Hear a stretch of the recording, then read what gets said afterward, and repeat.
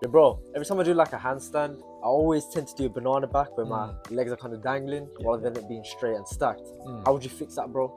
That's quite common, and that's for a reason most people overlook. If you want to find out a killer exercise to treat this, stay to the end of the video, yeah?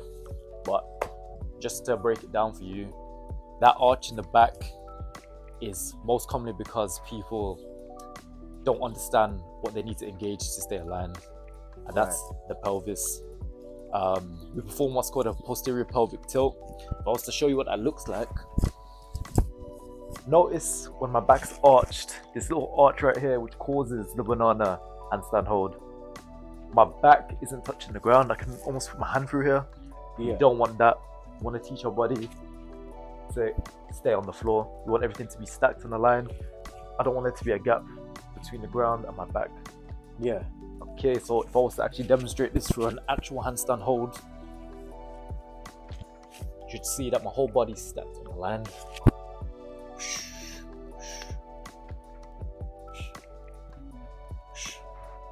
Because I'm actively engaging and being mindful of that tilt in my pelvis.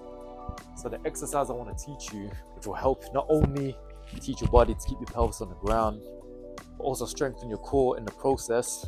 So what a lot of gymnasts like to do. It's a really beneficial exercise, I find. Kills two birds with one stone. It's called a hollow body hold. Yeah. Notice how in this position, not only am I engaging my core, but what do you see here? There's no gap in between. My lower back is on the floor. Yeah. This is the exact alignment we want to teach our body, remind ourselves of when performing the handstand.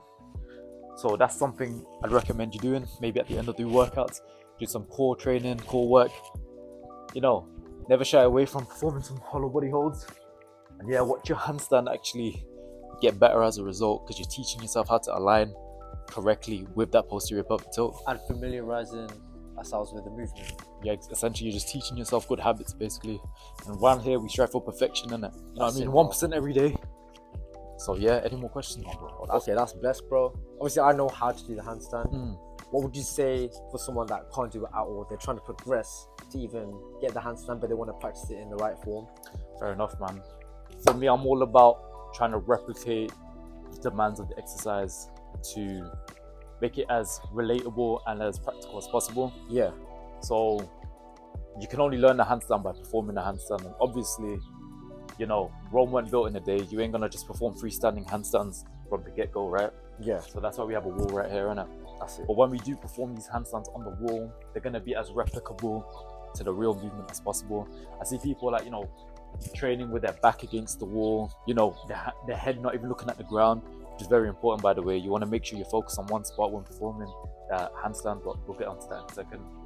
The point I'm trying to get at is we want to train our handstand so our chest is to the wall, and like before, we're as stacked as possible.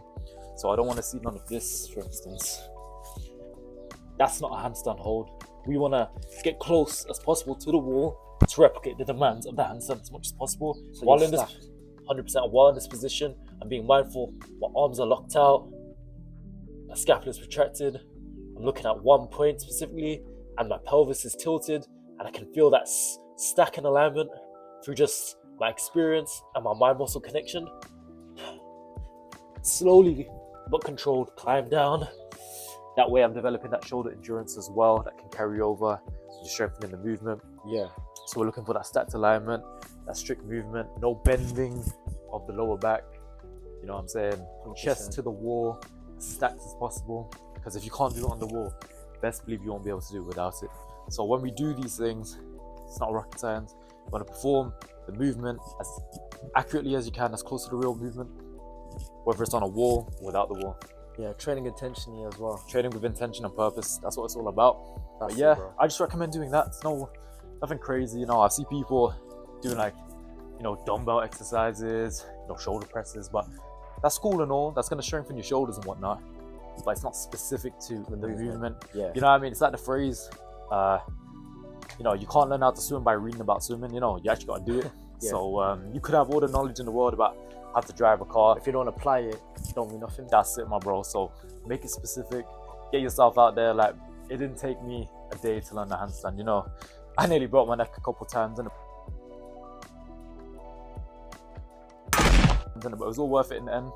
Yeah. And yeah, man, just like that, you want to teach yourself good habits, instill good habits, train purposefully and intentionally, and you'll get the handstand. That's man, perfect man. Perfect, bro. Wicked. If you Sound. enjoyed the video, more of these to come, man. Yeah, man. Come on. Yeah, man. If you like more of these videos, man, you get me. Stay tuned and more's on the way. That's it, man. That's it. That's it, bro.